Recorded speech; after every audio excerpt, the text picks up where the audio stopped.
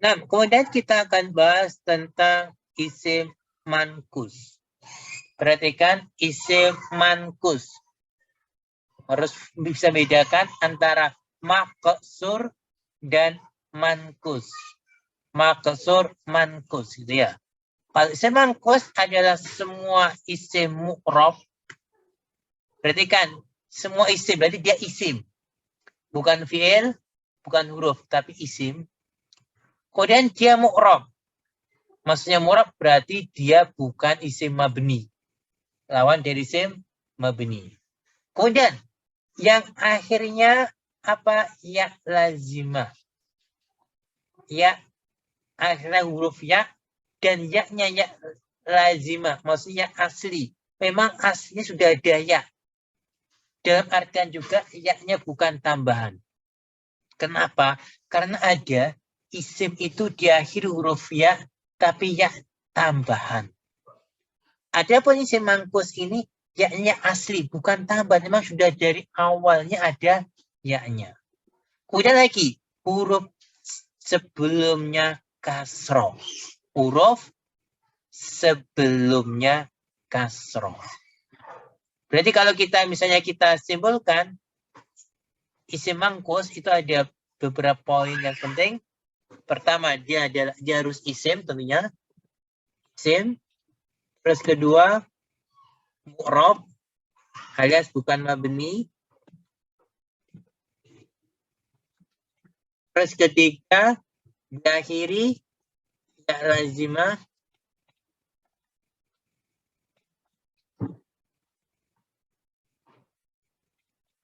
Terus keempat, huruf sebelumnya kasroh.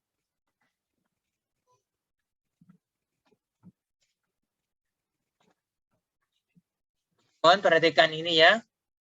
Jadi dia harus isim. Terus apa? Terus dia isim mu'rab. Terus diakhiri ya lazimah. Terus huruf sebelumnya kasroh. Kalau bukan isim, misalnya bukan isim tapi dia diakhiri huruf ya dan sebelumnya kasroh, maka bukan isim mankus. Contohnya apa? Bukan isim tapi diakhiri huruf ya dan sebelumnya kasroh. Contohnya adalah fi. Fi itu kan diakhiri huruf ya dan sebelumnya kasroh. Fi.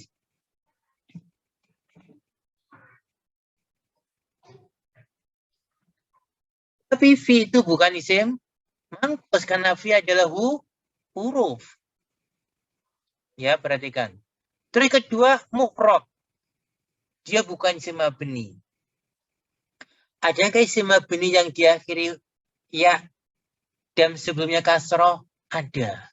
Contohnya aladzi. Aladzi.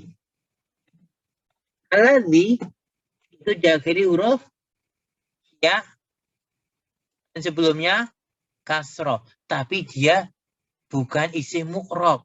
Aladzi kan isim mabni. Terus ya-nya akhirnya lazimah ya asli. Emang ada yang tidak ya asli? Ada. Jadi harus terkumpul ini semua. Jadi dia harus isim, harus mu'rab, harus diakhiri ya asli, ya lazimah, terus harus huruf sebelumnya kasroh. Contohnya, al-muhami, al-hadi, ar-ra'i, al-qadhi, al-wadi, ad-da'i. Al-muhami artinya pengacara, al-hadi pemberi petunjuk, ar-ra'i pengembala, al-qadhi hakim, al-wadi lembah, ad-da'i penyeru. Lihat, semuanya di akhir huruf ya. Dan sebelumnya semuanya di kasroh. Dan semuanya isim, semuanya mu'rab, dan juga apa? Ya asli. Maka ini isim mangkus.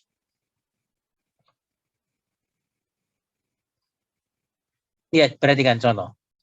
Dari definisi yang telah lewat, menjadi jelas bahwa isim dhabiyun, ini sebagai contoh, bukan isim mangkus. Dhabiyun bukan isim mangkus. Memang diakhiri huruf ya, tapi huruf sebelumnya tidak dikasroh. Demikian pula isim misriyun atau juga arabiyun, misriyun, arabiyun bukan isim mangkus karena ya-nya bukan ya asli.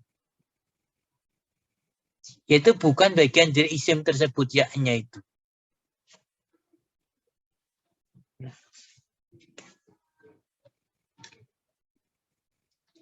Kemudian perhatikan setelah kita paham pengertiannya, pada akhir isim mangkus dimuqaddarohkan harokat domah dan kasroh ketika rofa dan jer.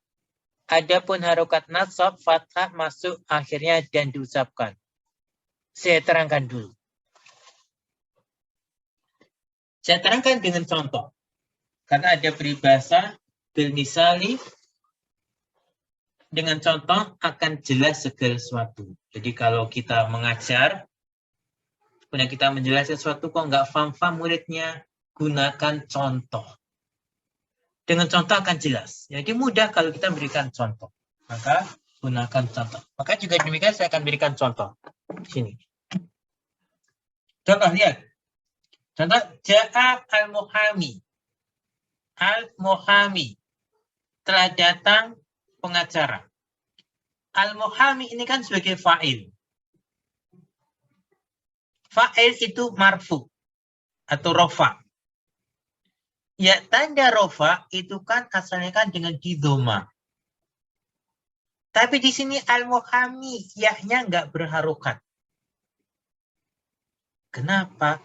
Karena harokat ya-nya ini hanya bisa dengan apa? Muqaddaroh. Muqaddaroh itu perkiraan. Jadi ketika dia marfu, nggak bisa kita harokatin ya-nya.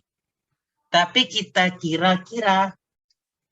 kirakan dia itu didoma. Terus tahu dari mana kalau harokatnya didoma? Kok bisa kita kira-kirakan dia doma? Ya karena dia sebagai fa'il, pelaku. Kalau fa'il itu kan harokatnya kan didoma. Ya berarti emang dia hukum asalnya didoma harokat huruf terakhirnya. Hanya saja ini huruf ya ini nggak bisa berharokat. Maka tetap disukun. Tapi pada asalnya marfu itu dengan doma. Maka kita katakan Muhammad dia fa'il marfu dengan doma. Tapi domanya doma kita apa? Kita muqaddarohkan. Kita perkirakan saja di atas huruf ya. Gitu. Di atas huruf ya. Ini yang marfu. Kemudian yang jer. Sirtu fil wadi. Sirtu aku berjalan fil wadi di lembah. Suatu lembah. Perhatikan al-wadi. Dia didahului huruf jer. Harusnya kalau didahului huruf jer, ya huruf terakhirnya kan di kasroh. Gitu kan? Tapi al-wadi ini isim mangkus ini ya-nya ini nggak bisa di kasroh ketika jer. Maka kita katakan kasrohnya dengan apa? Muqaddaroh. Dengan perkiraan. Kasroh perkiraan di atas huruf ya-nya ini. Ya-nya ini kita kira-kirakan di kasroh. Karena memang dia isim yang jatuh pada huruf jer.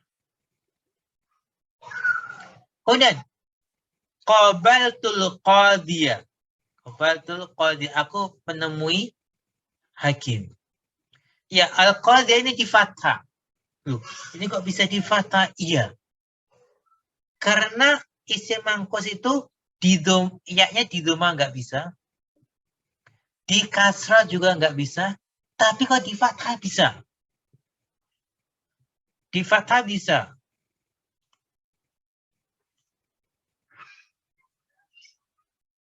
Saya ulang. isim mangkus itu huruf ya-nya, kan diakhiri huruf ya-nya itu nggak bisa di dhamma, nggak bisa di kasroh, tapi bisa di fathah. Maka ketika dia kondisinya mansub atau di fathah, ya di fathah, nampak fathahnya. Bukan perkiraan, tapi nampak. Lihat, al-qadiyah ini maf'ulun bih mansub dengan fathah yang nampak. Emang nampak fathahnya. Nah, ini dulu. Nanti kalau mau bertanya silakan belakangan ya. Selesaikan dulu. Kemudian, apabila isim mangkus ditanwin, maka ya-nya dihapus pada dua keadaan rofa dan jer, dan tetap pada keadaan nasab. Saya terangkan dengan contoh.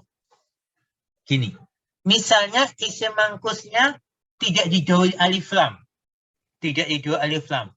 Kita kan tahu kalau isim tidak didahului alif lam berarti diakhiri fathah tanwin atau di tanwin. Tapi isim mangkus ini kalau tidak didahului alif lam, maka yang pertama ketika rofa ya-nya hilang.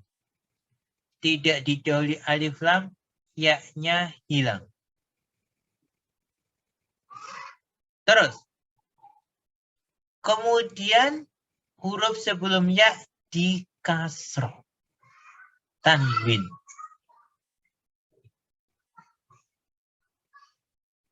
Demikian juga, ya contoh, Ja'a Muhammad, Muhammad kan sebagai pelaku. Jadi pelaku itu kan marfu. Tapi di sini, perhatikan baik-baik, marfunya juga dengan domah perkiraan di atas ya yang dibuang. Secara tulisan, tulisannya ya-nya hilang. Huruf mim-nya di kasroh. Demikian juga ketika jer, ketika didahului huruf jer, misalnya ini kita ganti, ini kan ada alif lam, alif lamnya kita buang. Alif lam kita buang, maka sirtu fi wadin.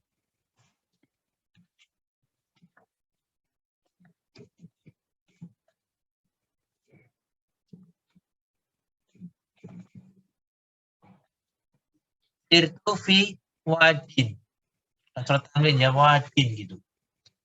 Jadi wadin, lihat, wadin ini ya-nya hilang, terus huruf terakhir di kasroh tanwin. Tetap nanti wadinnya adalah dia isim yang majrur, tanda jernya dengan kasroh muqaddarah, kasroh perkiraan di atas huruf ya yang hilang.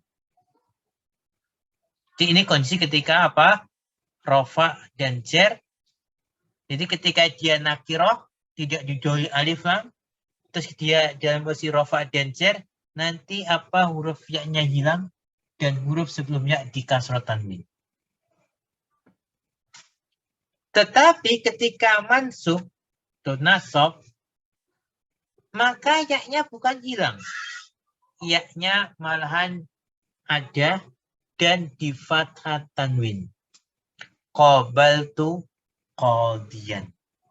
Qadiyan, ya-nya malahan muncul, hanya bukan hilang maksudnya, dan ya-nya di fathah tanwin. Qadiyan. Qabaltu qadiyan.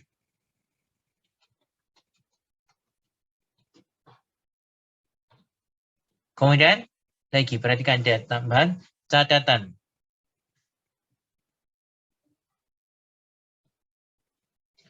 Perlu dijaga agar tidak tercampur antara isim mangkus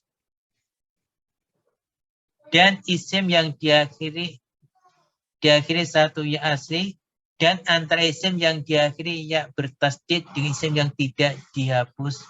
Isim yang tidak dihapus ya-nya ketika tanwin. Perhatikan gini maksudnya.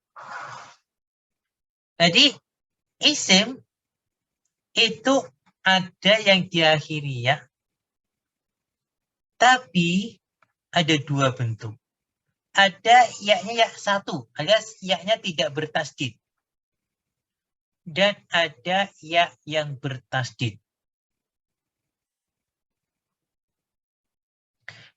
Contoh hadal manzilu mabniyun minat tubi. Perhatikan mabniyun. Ini di akhir huruf ya, tapi yaknya bertasdid. Maka mabniyun bukan isim mankus. Karena di akhir ya bertasdid. Contoh lagi. Marortu bimisriyin. Bimisriyin. Yaknya bertasdid. Bimisriyin. Maka bukan isim mangkus. Karena ya bertasdid. Berarti kalau ya bertasdid, di situ ada ya tambahan. Bukan ya asli.